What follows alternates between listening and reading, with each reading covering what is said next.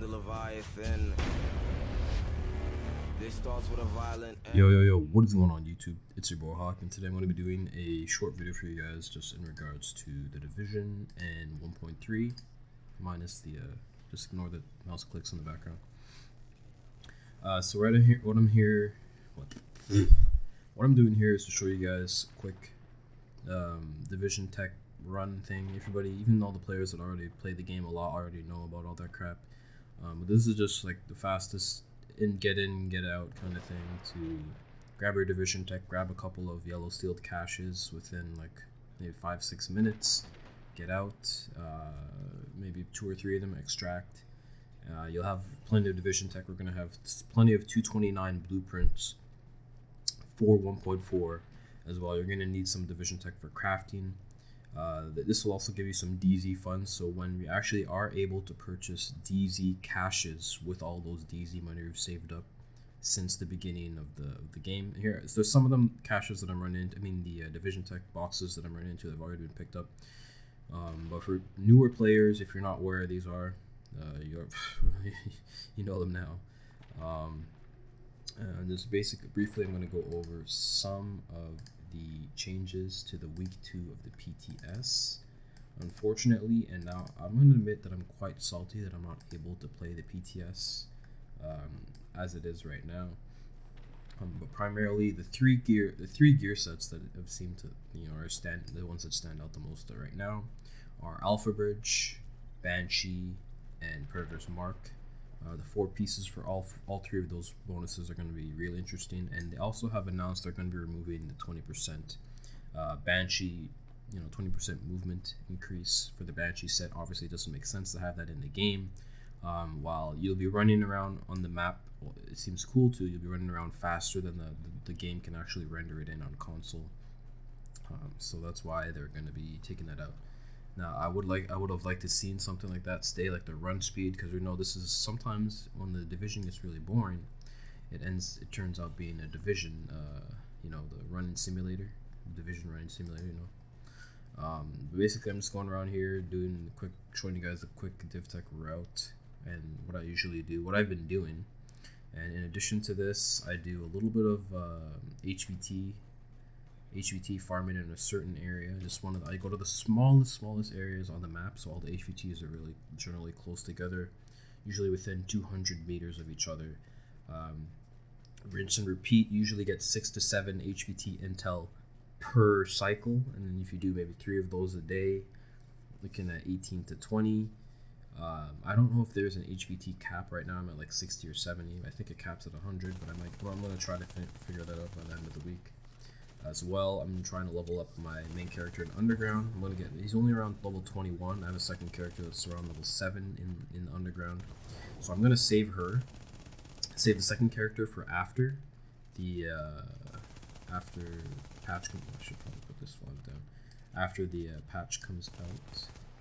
And the first main character, I'm going to try to get him up to level 35 or level 30 to get the phase 3. Just so I can run through it solo when 1.4 comes out. Run through the the 3-phase directives. Stack up a bunch of kill 3 bosses, get the loot from each completion, as well as get directive intel from that. So that'll give me something to do solo. Even on hard, I'm going to be getting some decent gear sets from that. Even though I think in the recent patch, week 2, they actually nerfed it and changed it so that you're getting purples from your sealed caches from the Underground once you open them. So right now I'm just going to open the week 2 patch notes for the PTS. As I mentioned before, I am salted that I'm not getting to enjoy this as a console player. Hopefully they compensate us and allow us to get maybe 1 or 2 supply drops or something. The fact that Xbox and PS4 players are just sitting here since the end of September, sitting here and watching all the PC guys enjoying the PTS while we're just sitting here playing the second worst version of the game. So, all right, let's get into week 2 patch notes.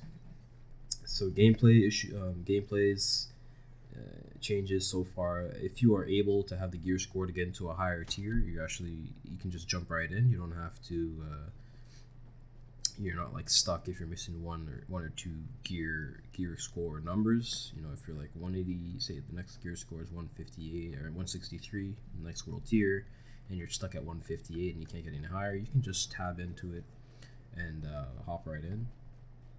Player health will now progressively regenerate one to full when out of combat, so that's good instead of, you know, just running on regen where we usually get stuck on one bar.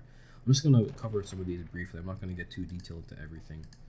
The main thing that I've realized is that they've armor mitigation now cap now increased from 60% to 70%, which 70 is basically unreachable.